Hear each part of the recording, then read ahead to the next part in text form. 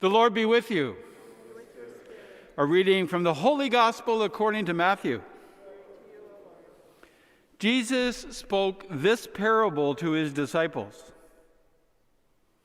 The kingdom of heaven is like a landowner who went out early in the morning to hire laborers in his vineyard. After agreeing with the laborers for the usual daily wage, he sent them into his vineyard. When he went out about 9 o'clock, he saw others standing idle in the marketplace, and he said to them, "You also go into the vineyard, and I will pay you whatever is right." So they went. When he went out again about noon and about 3 o'clock, he did the same. At about 5 o'clock, he went out and found others standing around, and he said to them, "Why are you standing here idle all day?" They said to him, "Because no one has hired us." He said to them, "You also go into the vineyard." When evening came, the owner of the vineyard said to his manager, "Call the laborers and give them their pay, beginning with the last and then going to the first." When those hired at about 5 o'clock came, each of them received the usual daily wage. Now, when the first came, they thought that they would receive more. But each of them also received the usual daily wage. And when they received it, they grumbled against the landowner, saying, "These last worked only 1 hour, and you have made them equal to us, who have borne the burden of the day and the scorching heat." But he replied to one of them, "Friend, I am doing you no wrong. Did you not agree with me for the usual daily wage? Take what belongs to you and go. I choose to give to this last the same as I gave to you. Am I not allowed to do what I choose with what belongs to me? Or are you envious because I am generous?" So the last will be first, and the first will be last. The Gospel of the Lord. Praise to you, O Lord Jesus Christ.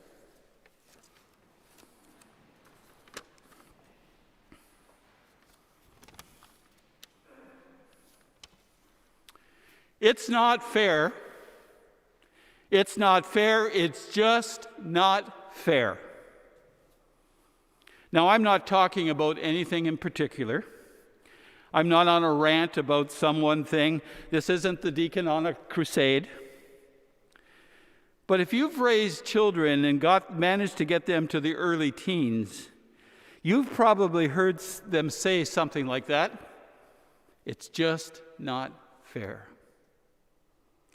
In fact, kids become aware of the concept of fairness well before their early teens. It may very well be that the first moral judgment a child utters is, "It's not fair." Virtually all studies on the subject report that children as young as 4 already have an active and well-developed sense of fairness. It's not fair that Johnny gets a new coat and I get a hand-me-down. It's not fair that my friend Frank gets to stay home and study online and I have to go to school. It's not fair that I have to be home by 10 o'clock and everyone else gets to stay out later. It's just not fair. Fairness, of course, is a popular and worthy concept. Everything needs to be fair. Goods and services need to be equally divided. Products are equally distributed. Payments are equally made. Everyone gets their share. But today's gospel tells us a very different story.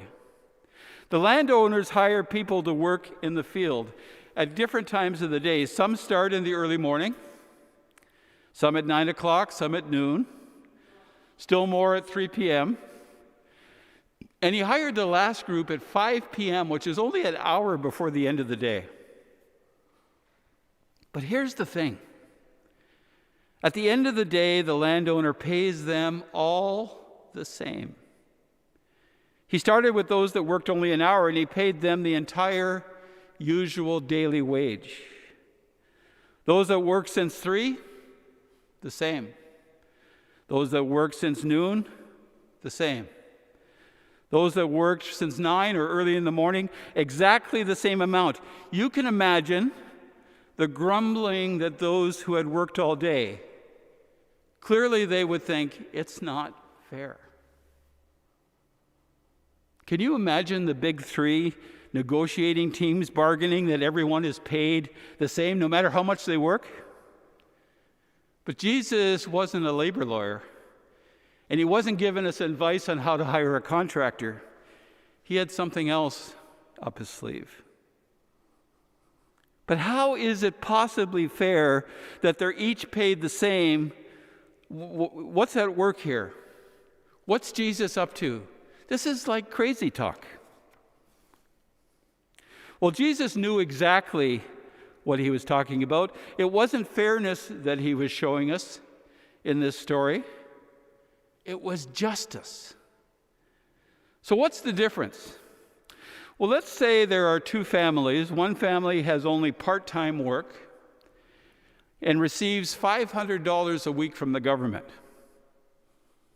The other family has no work at all and in fact is near destitute, and they also receive $500 from the government.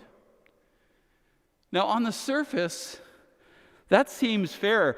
Both families receive $500. It's equitable. They get the same. Everything's good. The problem is that one of the families who has no other income won't be able to survive. The landowner paid all of the workers the same wage because he recognized that each of them needed to feed their families. And despite the varying amounts of work, they each needed a day's wage. You see, God isn't only fair.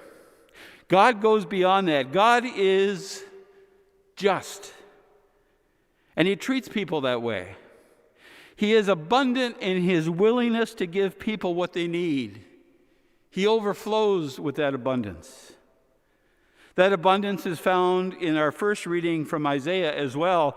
Listen to what it says. It says, "Let that person return to the Lord, that the Lord may have mercy on them, and to our God, for he will abundantly pardon."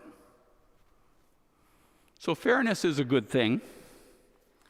We need to strive for fairness. But our gospel today calls us to a different standard. It's not an equal share that's important.